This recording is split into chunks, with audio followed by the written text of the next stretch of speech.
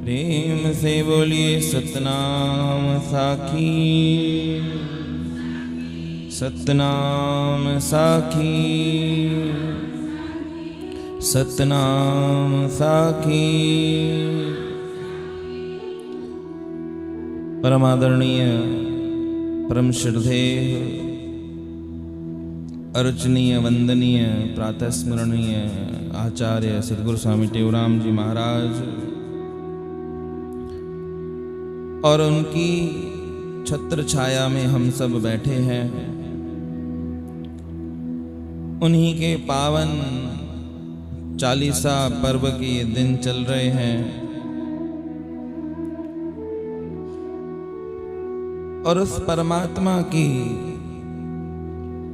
जितनी महिमा हम गा रहे हैं उतनी महिमा बढ़ती जा रही है। जिस प्रकार समुद्र की वो जल राशि अथाह होती है, उस समुद्र में से अगर कुछ बर्तन भर लिया, कुछ पात्र को भर लिया, तो उससे समुद्र की मात्रा कम होने वाली नहीं है। प्रेम से बोलो श्री राम।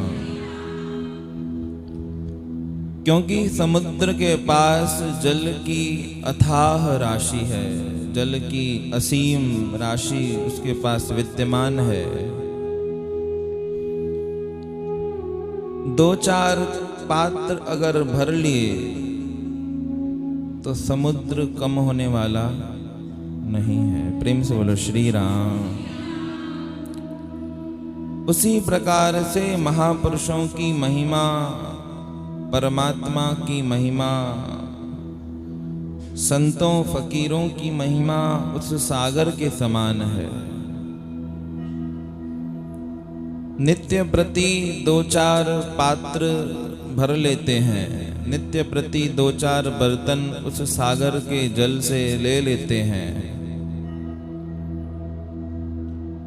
परंतु उसके बाद भी कभी वो कम होने वाला नहीं है। इसलिए लिखा गया कि सात समुद्र स्याही करूं, लेखन करूं बनराय, धरती को कागज करूं, पर गुरु गुण लिख्यो न जाए।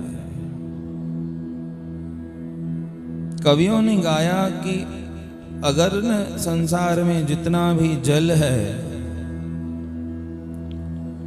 उस समस्त जल की एक स्याही बनाऊं, सात समुद्र स्याही करूं,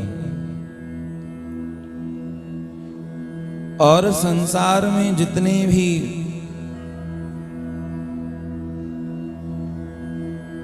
लकड़ियां हैं, जितने भी पेड़ हैं, उन सब वृक्षों को जोड़कर एक कलम बनाऊं और समस्त धरती को, सारी पृथ्वी को एक कागज के रूप में अंकित कर दूं और उसके ऊपर मैं अपने संतों के, अपने गुरु के महिमा को लिखना शुरू करूं। तो कवि कहते हैं कि वो जो धरती है, वो जो समुद्र की स्याही है, वो जो वृक्षों की कलम है, वो कम बढ़ जाएगी, परंतु गुरु की महिमा कम नहीं पड़ेगी। फिर भी गुरु के जो गुण हैं वो हम गा नहीं सकते। क्यों नहीं गा सकते? उसका कारण है। कारण ये है कि गुरु के, परमात्मा के हमारे ऊपर अनंत उपकार हैं। सूक्ष्म दृष्टि से देखेंगे तो उनकी अनंत अहेतु की कृपा जो निरंतर सबके ऊपर समान रूप से विद्यमान है। गुरु कभी भी भेद नहीं करता है, गुरु कभी भी अंतर नहीं करता है। इसलिए ही वो गुरु है, इसलिए ही वो संत है, इसलिए ही वो सतगुरु है, इसलिए ही वो परमात्मा है। प्रेम से बोलो श्री राम। हमारी दृष्टि में, हमारी आंखों में बहुत भेद है, इसलिए जो होता है वो दिखता नहीं है, और जो देख रहे हैं सच्चाई में वो कुछ है ही नहीं। इसलिए हमको कहा गया कि ये जो नेत्र हैं, ये नेत्र केवल संसार देख सकते हैं। इस नेत्रों से अगर परमात्मा को देखना चाहें, गुरु को देखना चाहें, तो वो नहीं देखेंगे। महाभारत का वो प्रसंग पढ़ के देखेंगे जिसमें एक पक्ष में कौरव खड़े हैं, दूसरे पक्ष में पांडव खड़े हैं, और मध्य रण में श्री कृष्ण भगवान उस गीता के ज्ञान से महात्मा अर्जुन को अंकित कर रहे हैं। महात्मा अर्जुन ने जिज्ञासा करी कि आप अगर बोल रहे हो कि आप समस्त चराचर जगत का भार उठाने वाले पुरुषोत्तम हो, तो उस पुरुषोत्तम का दीदार मैं करना चाहूंगा, उस पुरुषोत्तम को मैं देखना चाहूंगा, उस असीम को मैं देखने की इच्छा रखता हूं। प्रेम से बोलो श्री राम। परमात्मा ने कृपा की, परमात्मा ने बोला कि तू देख जरूर सकता है, परंतु उस स्वरूप को देखने के लिए, उस विलक्षणता को देखने के लिए साधारण चक्षु काम नहीं आ सकते। तो भगवान ने कहा कि दिव्यम ददाति च चक्षु। हे अर्जुन, मैं आपको वो दिव्य नेत्र देने जा रहा हूं। वो दिव्य नेत्र मैं आपको देकर इस परम विलक्षण स्वरूप को आपको दिखाकर धन्य कर दूंगा। प्रेम से बोलो श्री राम। सतनाम साखी। तो देखा गया कि अर्जुन के पास वो दिव्य नेत्र प्राप्त हो गए, अर्जुन के पास वो दिव्य दृष्टि प्राप्त हो गई, परंतु उस दिव्य दृष्टि के द्वारा भी उस परम पुरुष को जब उसने देखा तो कुछ ही क्षणों में उसके वो दिव्य नेत्र भी काम नहीं कर रहे थे। अंदर में एक अलग अनुभव हुआ, अलग वो तेज, अलग वो भावना, अंतर में वो तेज को वो सहन नहीं कर पाया। उसने उसी समय परमात्मा से विनती की कि हे पुरुषोत्तम, हे नारायण, इस परम विराट स्वरूप का मैं दर्शन नहीं कर पा रहा हूं। प्रेम से बोलो श्री राम। मुझे तो आप उस सौम्य स्वरूप में ही दर्शन दो, जो छवि मेरे अंदर में विद्यमान है, जो छवि मेरे अंदर में हमेशा अंकित है, उसी छवि से मैं आपका दर्शन करना चाहता हूं। प्रेम से बोलो हरे राम सतनाम साखी। तो परमात्मा ने कृपा की, परमात्मा ने अनुकंपा की, जो अपना वो विराट स्वरूप अदृश्य कर दिया और वो सहज स्वरूप नारायण मधुसूदन श्री कृष्ण वासुदेव उसी स्वरूप में आकर पुनः दर्शन दिया। तो कहने का भाव क्या है कि अगर नारायण को देखना होता है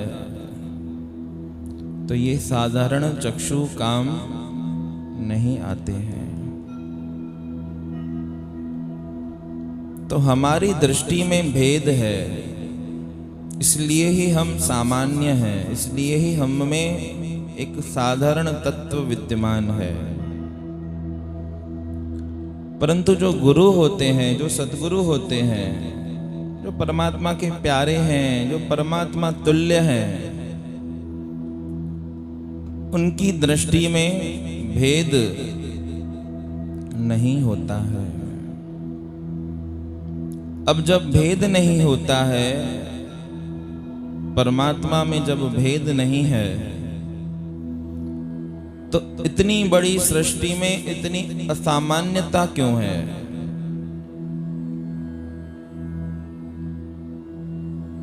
कि एक तरफ कहा जा रहा है कि उसकी नजर में भेद नहीं है, वो समान रूप से सबको दे रहा है। जब वो दे समान रूप से रहा है तो सब समान होने चाहिए। फिर इतना असामान्यता, इतनी अराजकता, इतना नीचे और ऊंचा, अंदर और बाहर पना क्यों लगा पड़ा है? वो किसका खेल है? उस खेल को खेलने वाला कौन है? तो महापुरुषों ने अनुभव किया, महापुरुषों ने अंतर में अभ्यास किया, अनुभव करके जो वो अनुभव प्राप्त हुआ कि वो समान रूप से दे रहा है, परंतु इस जीव में लेने की पात्रता अलग अलग है। इसीलिए ही समानता न होकर असमानता है। जिस प्रकार नदी का प्रवाह समान रूप से बह रहा है, परंतु नदी का प्रवाह बहने मात्र से ये सिद्ध नहीं होता है कि उस नदी के जल की राशि भी सबको समान मिलेगी। बह रही है वो उसकी उपलब्धि है, परंतु नहीं मिल रही है ये हमारी नाकामी है। प्रेम से बोलो श्री राम। नदी भेद नहीं करती है, नदी समान रूप से सब जगह बहती है, परंतु कहीं पर कोई अंचुली मात्र केवल जल को ग्रहण करता है, कहीं पर कोई एक पात्र निर्धारित करके उस जल को ग्रहण करता है, और कोई परमात्मा का प्यारा उसी नदी की धारा अपने अंतर में प्रवाहित करके निरंतर उस धारा का आनंद लेता है। तो अपने अपने ऊपर प्राप्त करने की बात है, उसके देने में कोई कमी नहीं है। तो जितनी भी असमानता देख रहे हैं, जितना भी ये संसार का पसारा दिखाई दे रहा है, इसके पीछे परमात्मा नहीं है, इसके पीछे हम स्वयं हैं। इस सारे पसारे का जो क्रिएटर है वो हमारे द्वारा किया हुआ कर्म है। जो भी कर्म किया, जो भी चेष्टाएं इस संसार में हमने की, जिस प्रकार से हमने इस संसार में जीवन व्यापन किया, महापुरुष बोलते हैं कि वही प्रारब्ध के रूप में हमको प्राप्त होता है। तो एक विधाता वो परमात्मा, वो परम पिता ब्रह्मा है, और दूसरा विधाता हमारा हम स्वयं है। हम में भी वो त्रिदेव वास करते हैं। सूक्ष्म दृष्टि से देखेंगे तो वो त्रिदेव जो हैं, जो एक संहार करता है, एक सृजन करता है,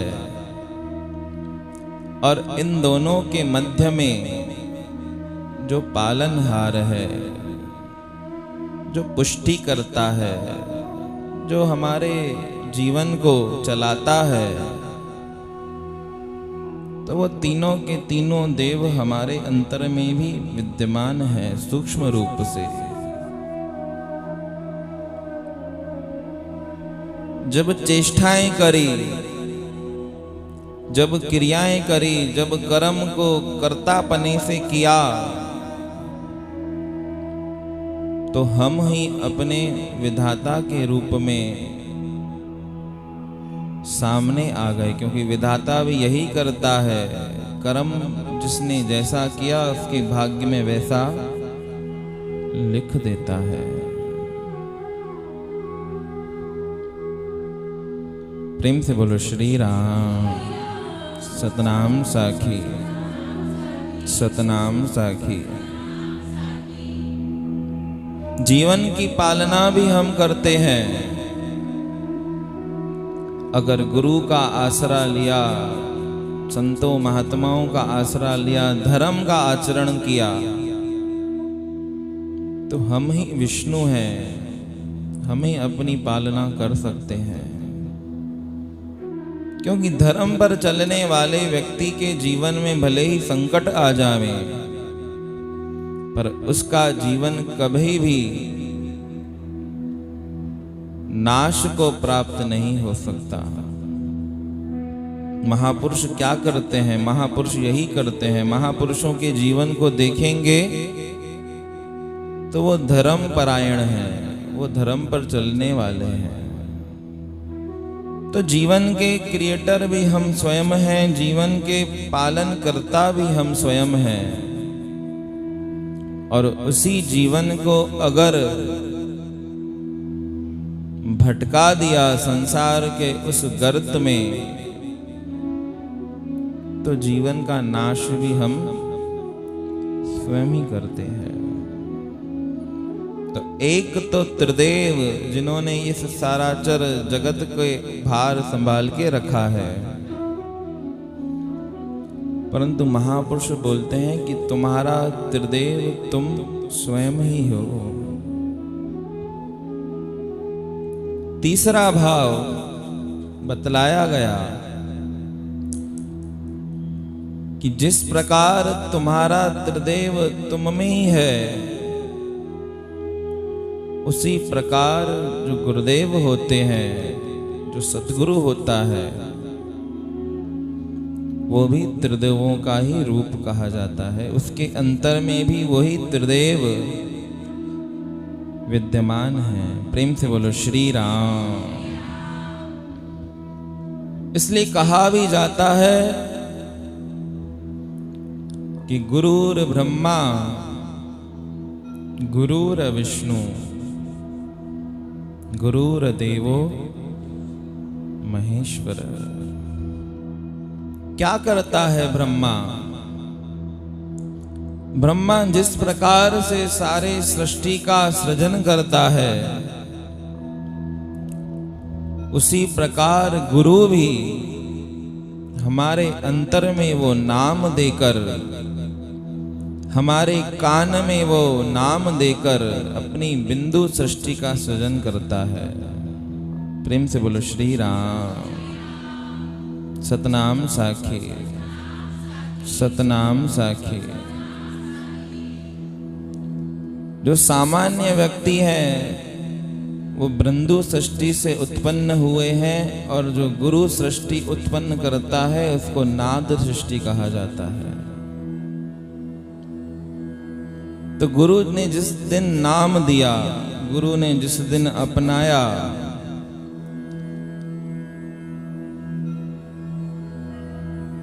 तो गुरु ने सृजन कर दिया, गुरु ने बना दिया, गुरु ने पैदा कर दिया। तो गुरु ब्रह्मा है। वही गुरु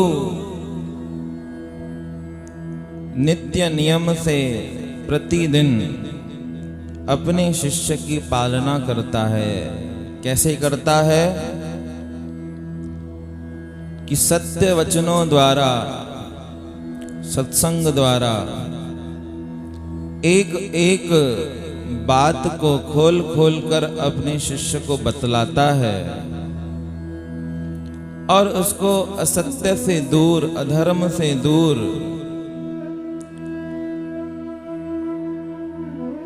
कुपथ्य से दूर, कुनीतियों से दूर ले जाकर अपने शिष्य की पालना करता है।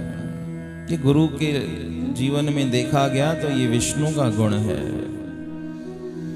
तो गुरु सृजन करता है, गुरु पालना करता है, और वही गुरु समय आने पर संहार भी करता है। किसका? शिष्य के अंदर विद्यमान उन विकारों का, शिष्य के अंदर विद्यमान उन कुरीतियों का, शिष्य के अंदर विद्यमान उस कुपथ्य से निकालकर उसको सत्य मार्ग पर ले जाता है। तो गुरु तीनों ही काम करता है। प्रेम से बोलो श्री राम।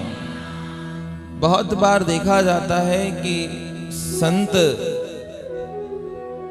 वैसे तो प्रसन्न ही होता है, संत का चित्त हमेशा प्रसन्नता को ही धारण किया हुआ होता है, तभी वो संत है, तभी वो गुरु है। परंतु कभी कभी अकस्मात ऐसा देखा जाता है कि गुरु के जीवन में भी हमको रोष दिखाई देता है, क्रोध दिखाई देता है। तो जब जब भी जीवन में गुरु क्रोध को धारण करता है, अर्थात उस समय वो महादेव के रूप में, उस समय वो उस भूत भावन भगवान भोलेनाथ के रूप में हमारे समकक्ष हुआ है। कि मूर्ख की कृपा बुरी, भलो संत को त्रास। लिखने वालों ने लिखा कि मूर्ख की कृपा बुरी, भलो संत को त्रास। ज्यों गर्मी बढ़ने लगी, त्यों बरसन की आस। जिस प्रकार से उस वायुमंडल में देखा जाता है कि जब जब गर्मी बढ़ती है, अर्थात की संभावना है कि वर्षा होने वाली है, प्रकृति भी निर्देश दे देती है। प्रकृति में वो पता चल जाता है कि आज बहुत ज्यादा गर्मी पड़ रही है, आज बहुत ज्यादा गर्म मौसम है, मतलब कि पूरा चांस है कि बारिश होगी ही होगी। उसी प्रकार से संत का जो त्रास होता है, संत का क्रोध होता है, वो क्या करता है? वो हमारे जीवन में अमृत का काम करता है। और मूर्ख व्यक्ति अगर कृपा भी बरसा दे, मूर्ख व्यक्ति अगर बहुत भला कर भी दे, तो भी बुरा ही बुरा होगा, अच्छा नहीं हो सकता। इसलिए लिखा गया कि मूर्ख की कृपा बुरी, भलो संत को त्रास। तो संत क्या करता है? संत हमारे जीवन में जो अंधकार है, जो हम कुपथ्य के पथ पर अग्रगामी हो गए हैं, चलने लगे हैं, और चलना भी कैसा, दौड़ने लगे हैं, तो उस पथ से खींचकर रोकता है, रोककर उस पथ्य से हटाकर सुपथ्य पर, सच्चे मार्ग पर लगा देता है। तो तीनों ही गुण सदगुरु में देखे गए। इसलिए लिखा कि गुरुर ब्रह्मा गुरुर विष्णु गुरुर देवो महेश्वर गुरुर साक्षात परब्रह्म। जब इन तीनों बातों को वो पूरा कर लेता है, तो शिष्य में वो अहम ब्रह्मास्मि का भाव स्वयं जागृत हो जाता है। गुरुर साक्षात परब्रह्म तस्मै श्री गुरुवे नमः। ऐसे गुरु को प्रणाम है, ऐसे गुरु को बारंबार नमस्कार है, जिन्होंने क्या किया, जिन्होंने हमारे अंतर में ही त्रिदेवों की रचना कर दी, कि जिसने हमारे को स्वयं त्रिदेव बना दिया। जब जीवन में त्रिदेव दिखने लगे, तो कहा जाता है कि ब्रह्म साक्षात्कार स्वयं हो जाता है। तो गुरु साक्षात परब्रह्म।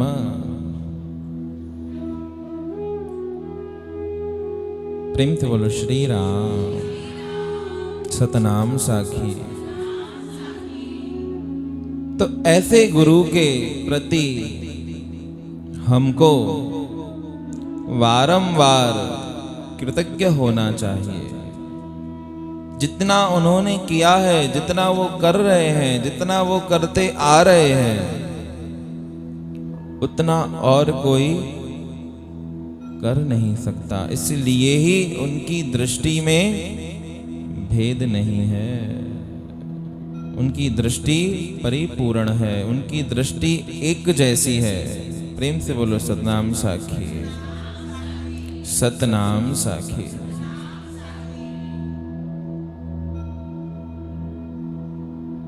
तो ऐसे परमात्मा के प्रेम को लिखा जा रहा है कि दिल से तुम्हारे प्यार को कैसे निकाल दूं।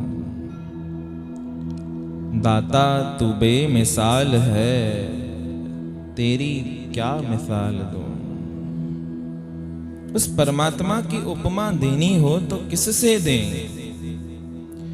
क्योंकि उस परमात्मा के जैसा, मालिक के जैसा, गुरु के जैसा तो केवल गुरु ही होता है। अन्यत्र संसार की कोई भी वस्तु गुरु के समान हो नहीं सकती। इसलिए गुरु केवल गुरु ही हो सकता है और कोई हो नहीं सकता। तो उसकी किससे मिसाल दें, क्या मिसाल दें, किसको बिठाएं उसके समकक्ष, उसकी बराबरी पर किसको स्थान दें, कोई हो नहीं सकता। तो ऐसे गुरु, ऐसे आचार्य सदगुरु स्वामी टेऊराम जी महाराज, क्या उनकी महिमा का बखान करेंगे, क्या उनकी महिमा को गा सकेंगे। जितनी गाएंगे उतनी बढ़ती जाती है। मुख में इतनी शक्ति नहीं है,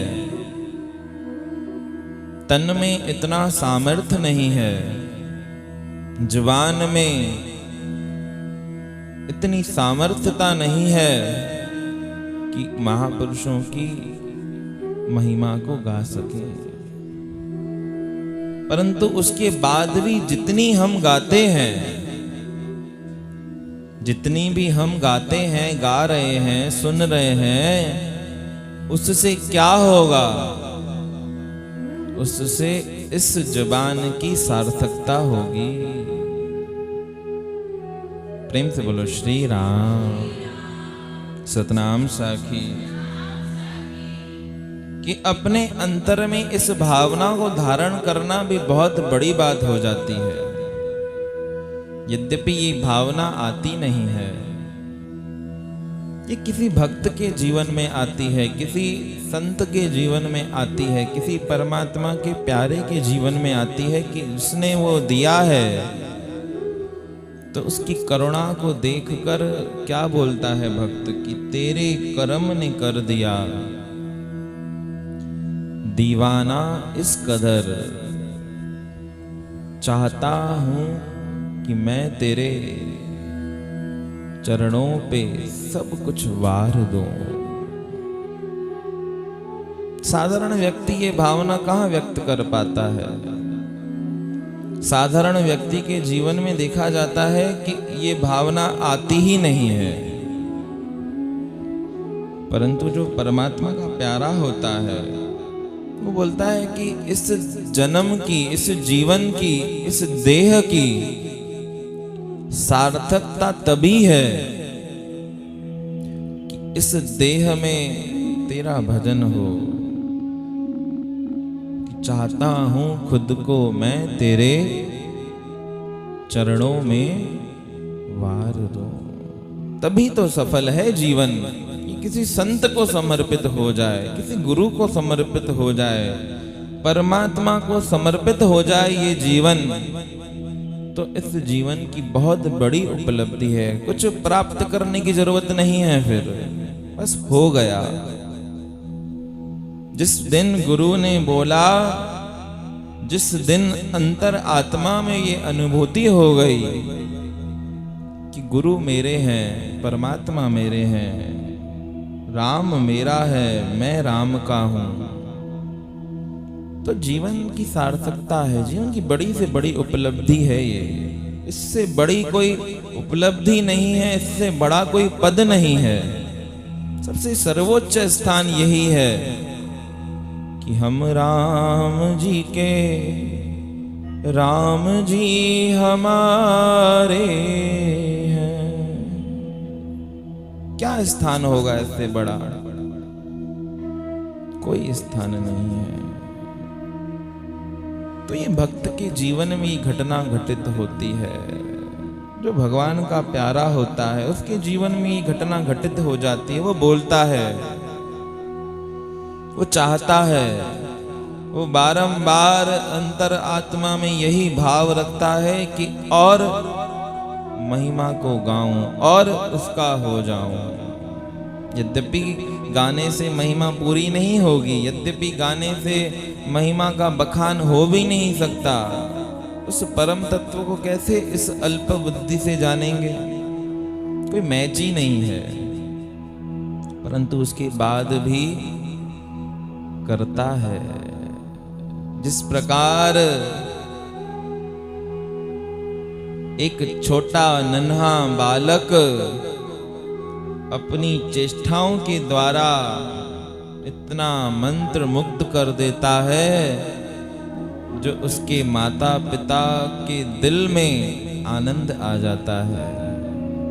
यद्यपि उसकी चेष्टाएं, उसकी क्रियाएं इतनी संबल प्रदान नहीं करती हैं, इतनी सामर्थ्यवान नहीं है, परंतु उसके बाद भी उसकी चेष्टाएं हृदय को भाती है। तो हमारी भी चेष्टाएं यद्यपि इतनी सामर्थ्यवान नहीं है। अब जब चलने की कोशिश करता है छोटा बालक स्वयं के सामर्थ्य पर, तो देखा जाता है कि चल नहीं पाता है, गिर जाता है। परंतु जैसे ही गिरता है फिर उठता है, फिर चलने की कोशिश करता है। ऐसे करता रहता है, सारा दिन कुछ न कुछ करता रहता है, और उसका वो जो करना है तो वो हमको कितना अच्छा लगता है।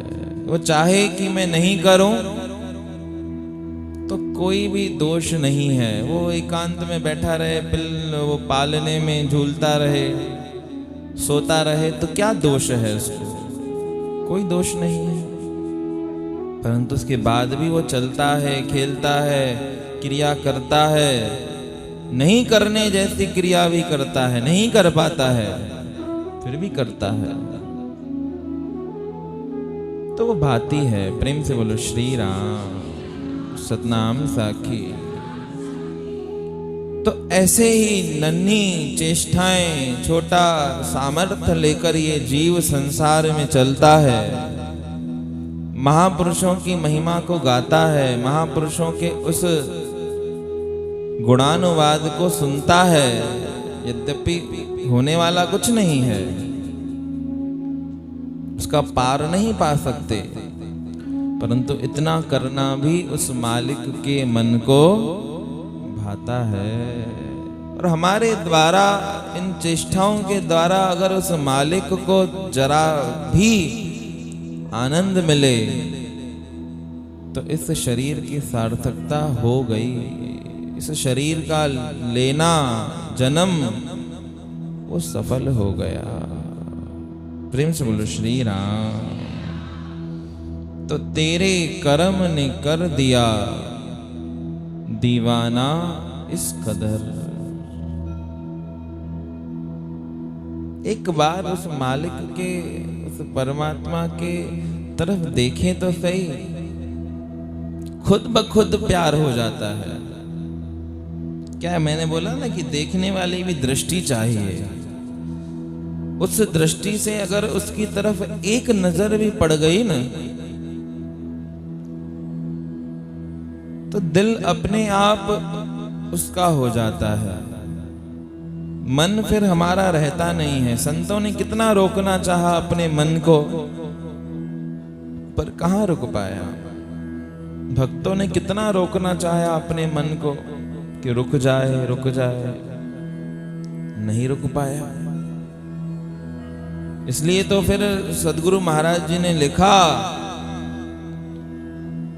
क्या लिखा?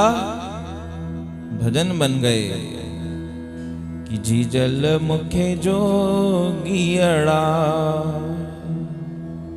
अमड़ मुखे जोगियड़ा, जिया में जादू हणी व्याथई, खिली खिली ख्याल खणी व्याथई, खिली खिली ख्याल खणी व्याथई। कितना रोकना चाहा अपने मन को कि नहीं हो जाए उनका, पर कहां बस चलता है। क्यों? क्योंकि उन्होंने उस मालिक की तरफ देखा, मालिक की करुणा के ऊपर विचार किया, मालिक के उस कर्म के ऊपर विचार किया, तो प्रेम हो गया।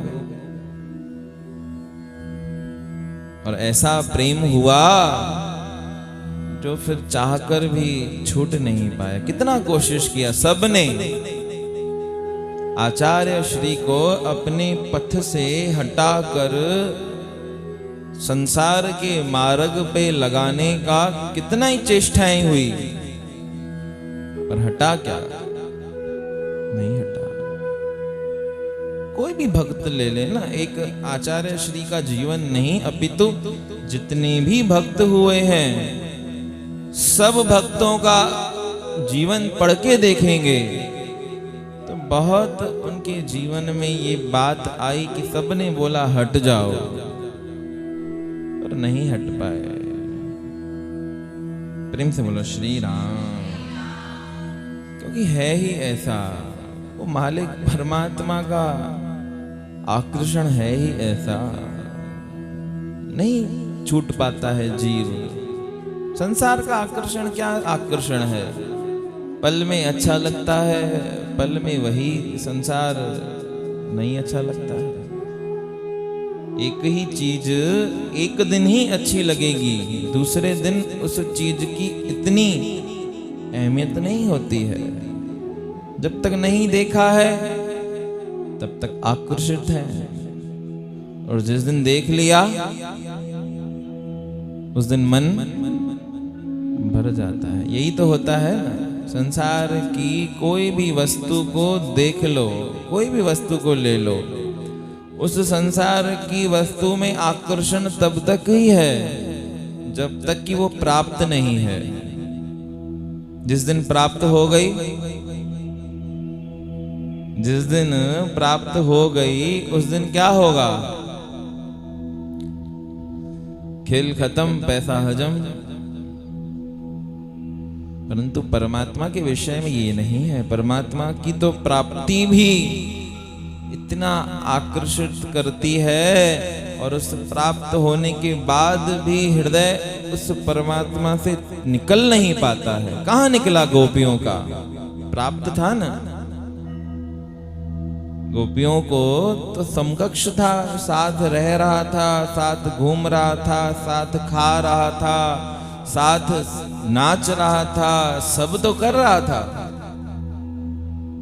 कि ताहे अहीर की छोछरियां छछिया भर छाछ पे नाच नचावे।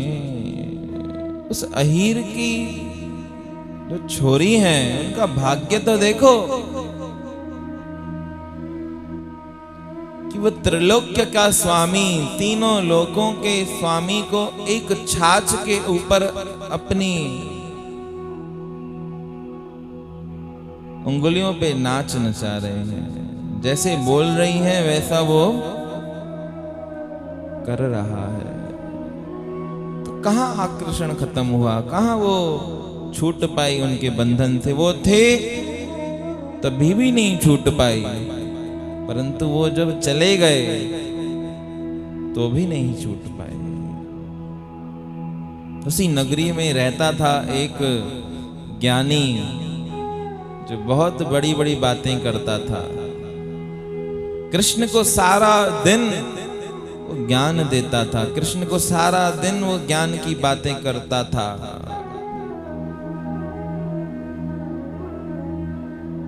क्या नाम था उसका? उद्धव जी महाराज। ब्रह्मा जी का शिष्य था, और उस तत्व ज्ञान को वो अपनी जीवन में धारण कर चुका था कि पर ब्रह्म परमात्मा निर्गुण त्रिगुणातीत, उसी का ही भजन करना चाहिए। दिन भर कृष्ण को बोलता रहता है, ये शरीर तो मिथ्या है, जड़ है, इस जड़ वस्तु से क्या मोह करना। एक दिन बैठे थे ना दोनों, तो बोल दिया, अरे आप इतना ज्ञान देते हो, आपके ज्ञान की जरूरत मुझे नहीं है। आपके ज्ञान की जरूरत वृंदावन में रह रही वो ब्रजांगनाएं हैं, ब्रज की वो ग्वालिनिया, उनको इस ज्ञान की जरूरत। सारा दिन रोती रहती है मेरे लिए, सारा दिन नीर बहाती रहती हैं। ये ज्ञान थोड़ा आप उनको दे के आ जाओ। प्रेम से बोलो श्री राम। सतनाम साखी। उद्धव जी महाराज ने बोला, कौन सी बड़ी बात है, ये तो छोटी सी बात है। आपके सामने इतना प्रदर्शन कर दिया तो ये तो भोली भाली ब्रजांगनाएं हैं, ये तो ग्वालिने हैं, इनको क्या देर लगेगी। मेरे लिए तो 2-3 मिनट का काम है। प्रेम से बोलो श्री राम। परमात्मा ने बोला, अच्छी बात है, अच्छा जा रहे हो तो मेरा अंग वस्त्र भी पहनते हुए जाओ। जो परमात्मा धारण करते थे पीतांबर, अब जा ही रहे हो तो अच्छे से जाओ। तो अपना ही अंग वस्त्र उतार के पारितोषिक दे दिया, पहन लो।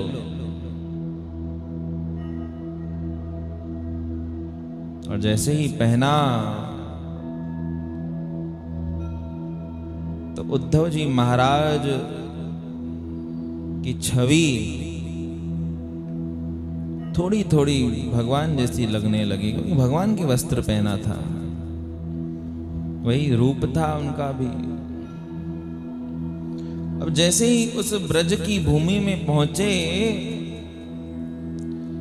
तो ऐसा उस ब्रज की भूमि का प्रभाव, ऐसी वहां की मनमोहक मिट्टी,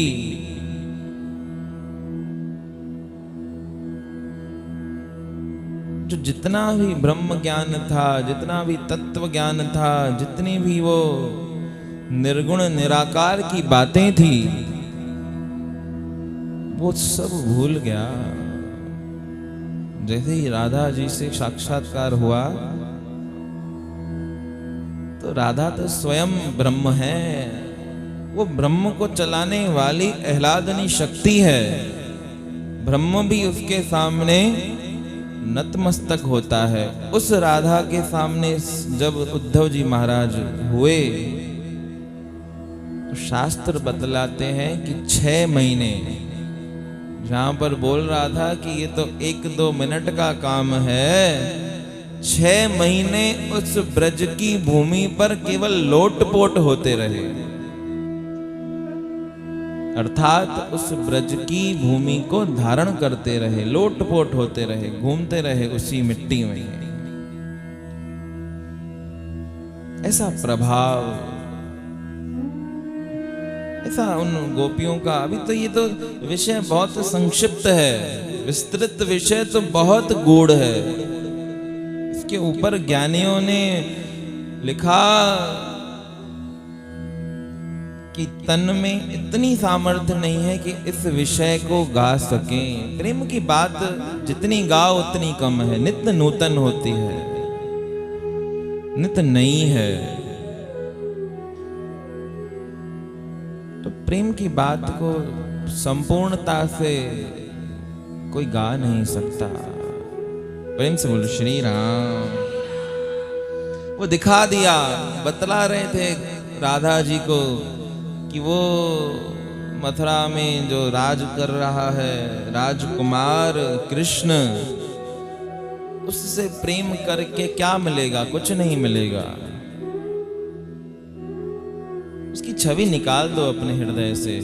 पर ब्रह्म परमात्मा त्रिगुणातीत निर्गुण उस पर ब्रह्म का चिंतन करो, जिसके चिंतन करने मात्र से शांति की अनुभूति होती है। ये करुण क्रंदन जो आप कर रहे हो, ये कहां तक सत्य है? ये तो मिथ्या है। वो तो चला गया जाने वाला, उसको भूल जाओ।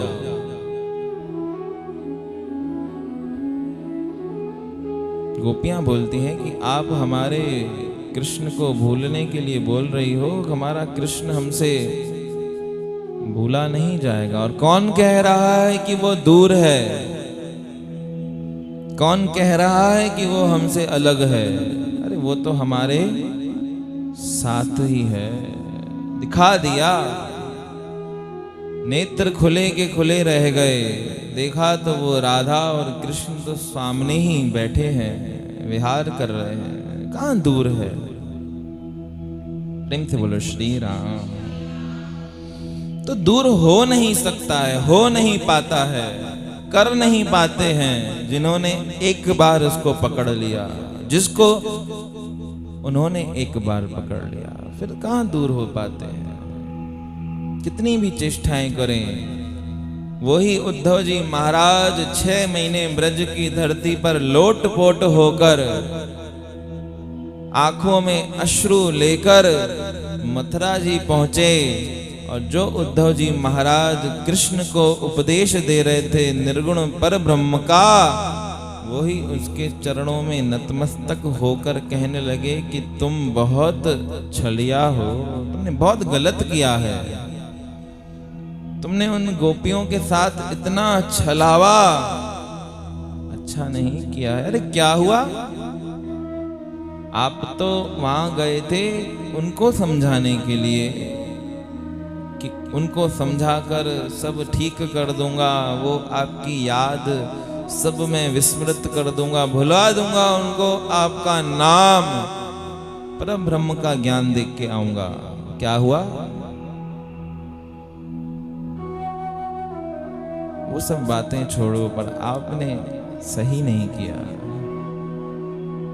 राधा रानी के साथ आपने इतना बड़ा छल, वो तो साक्षात आह्लादनी शक्ति है। भक्ति की पराकाष्ठा को अगर देखना है तो भक्ति की पराकाष्ठा वो राधा जी हैं, उनको आपने छल लिया। अरे किसने छला है भैया, अभी भी अधूरे हो। प्रेमी दूर हो नहीं सकता, प्रेम की पराकाष्ठा ही तो ये होती है कि वो दूर होकर भी पास होता है। किसने बोला कि मैंने उनको दूर कर दिया? वहां देखा तो राधा जी ने दिखाया कि कृष्ण साथ है, यहां देख रहे हैं तो कृष्ण ने दिखा दिया कि राधा जी साथ कहां हैं, दूर। यही तो बात मैं आपको बतला रहा था। जिस तत्व ज्ञान की अनुभूति आप कराना चाह रहे थे, वो तत्व ज्ञान इस ज्ञान के सामने तो बहुत बोना है, छोटा है, कहां टिक पाता है। कि प्रेम भरे परवाह में ज्ञान ध्यान बह जाए, प्रेम भरे प्रवाह में ज्ञान ध्यान बह जाए। कहती हूँ हरि प्रेम की महिमा है अधिकार। महापुरुषों ने गाया कि प्रेम की महिमा अधिकाय है, ज्यादा है। जब जब तराजू के एक पलड़े में ज्ञान और एक पलड़े में प्रेम को रखा जाता है तो प्रेम का पलड़ा भारी दिखता है, ज्ञान का पलड़ा थोड़ा हल्का हो जाता है। तो वो ईश्वरीय अनुभूति से जीव तब तक अनभिज्ञ है जब तक उसकी करुणा को इस जीव ने देखा नहीं है, अपने अनुभव में लाया नहीं है, जब तक फील नहीं किया है। जिस दिन वो फील कर लिया कि ईश्वर कर रहा है, किसके लिए कर रहा है, मेरे लिए कर रहा है, ये भाव जिस दिन आ जाता है हृदय में कि तेरे कर्म ने कर दिया दीवाना इस कदर, चाहता हूँ खुद को मैं तेरे चरणों में वार दूं। चाहता हूँ खुद को मैं तेरे चरणों में वार दूं। तो उस मालिक की तरफ नजर करें तो वो दे रहा है, निरंतर दे रहा है।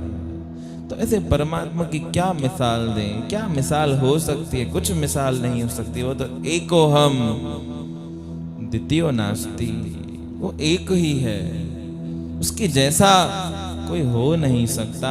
मनु और शत्रुपा जब कर रहे थे तब आकाशवाणी हुई कि मांगो, क्या मांगना है? तो मनु और शत्रुपा ने हाथ जोड़कर उस पर ब्रह्म परमात्मा से क्या मांगा कि आपके जैसा पुत्र चाहिए। इच्छा है कि आपके जैसा पुत्र चाहिए। आकाशवाणी में वो परब्रह्म परमात्मा जो साक्षात प्रकट हुए थे तप के प्रभाव पर, तपस्या के प्रभाव पर, उन्होंने बोला कि मेरे जैसा तो कोई हो नहीं सकता, मेरे जैसा तो केवल मैं ही हूं। आपको चाहिए कि मेरे जैसा हो, मेरे जैसा तो कोई है ही नहीं। संसार में कौन है त्रिगुणातीत? कोई नहीं है। त्रिगुणातीत यानी जो तीनों गुणों से परे है। हमारे आचार्य श्री के विषय में यही बात लिखी गई कि ते त्रिगुण स्वरूपाय ओम निर्गुण निरूपणे तेयू ब्रह्म भिदानाय नमस्तस्मै नमो नमः। कि तीनों गुणों से परे, तीनों गुणों से परे होने के बाद भी वो परिपूर्ण परमात्मा एकांकी भाव से विद्यमान है। वो तो एक ही है, वो टेऊ राम है, उसी को टेऊ कहा गया। तो मेरे जैसा तो फिर मैं ही हूं। तो आपके जैसे अगर आप हो तो फिर आप ही आ जाओ।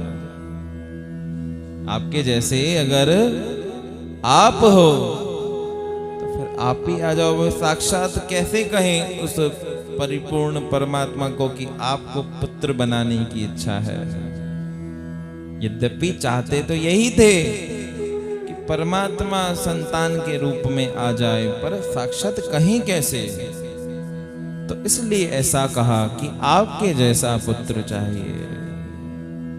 तो उन्होंने भी ये कह दिया कि आपके जैसा चाहते हो, मेरे जैसा चाहते हो, तो मेरे जैसा कोई अन्यत्र दूसरा हो नहीं सकता। मेरे जैसा तो केवल मैं ही हूं। एको हम द्वितीयो नास्ति, द्वितीय दूसरा है ही नहीं। तो वो परिपूर्ण परमात्मा ही उस मनु शत्रुपा को वरदान देकर अदृश्य हो गए। वही मनु शत्रुपा जब त्रेता युग में रघु के पुत्र, रघु के उस कुल में दशरथ के रूप में जन्म लेकर आए, तो भगवान श्री राम ने उनको धन्य कर दिया। प्रेम से बोलो श्री राम सतनाम साखी। ये रघु की तो वंशावली थी जिसमें बड़े बड़े राजा उत्पन्न हुए। सूर्यवंशी इक्ष्वाकु कुल की बड़ी परंपरा है जिसमें बहुत बड़े बड़े राजा हुए हैं। उन्हीं में से एक राजा दशरथ और वो माता कौशल्या शतरूपा, उनके पुत्र भगवान श्री राम प्रकट हुए। किस जन्म में मांगा था और किस जन्म में जाकर मिला। तो उनके जैसा तो फिर वो ही होते हैं, उनके जैसा कोई दूसरा हो नहीं सकता। तो ऐसे परमात्मा की तरफ अगर दृष्टि चली गई तो जीवन अपने आप चाहता है कि चाहता हूं खुद को मैं तेरे चरणों में वार दूं। उनके चरणों में पूरे जीवन को समर्पित कर दें, इससे बड़ी धन्यता हो नहीं सकती। कर दिया ना। सदगुरु स्वामी सर्वानंद जी महाराज ने संपूर्ण अपने जीवन को गुरु के प्रति समर्पित कर दिया। आचार्य श्री ने पूरा का पूरा समर्पण दे दिया। स्वामी आसू राम साहिब के दिल में सदा संभार्यो हो। इतनी पाक नजर, इतनी पवित्र नजर अपने गुरु में रख ली कि आंसू मास्तर तमा लाए, मुखा पुछो तो सचपच अल्लाह आहे। मास्टर आपके लिए है, आप देखो तो वो मास्टर है। मुझे तो अल्लाह दिखने में आता है। मैं तो जब देखता हूं तब भगवान दिखता है। जब मुझे नजर आता है तो उसमें वो अलग का नूर नजर आता है।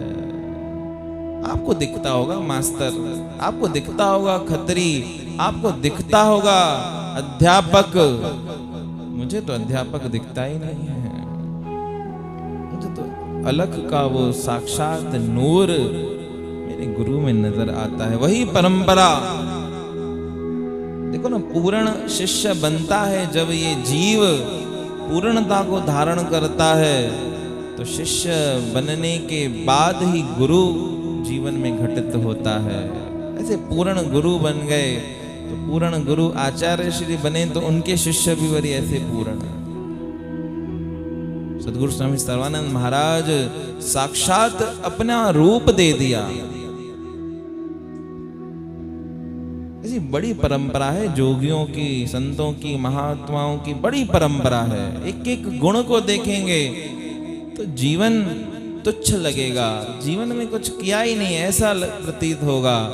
एक बार उनकी तरफ नजर चली जाए तो ऐसे महापुरुषों की छत्र छाया में बैठे हैं, ऐसे महापुरुषों की आसरा लेकर बैठे हैं, तो इस वाणी की धन्यता, इस तन की धन्यता, इस इंद्रियों की धन्यता तभी है जब नित्य प्रति परमात्मा में लगी रहें, गुरु के प्रति समर्पित रहें।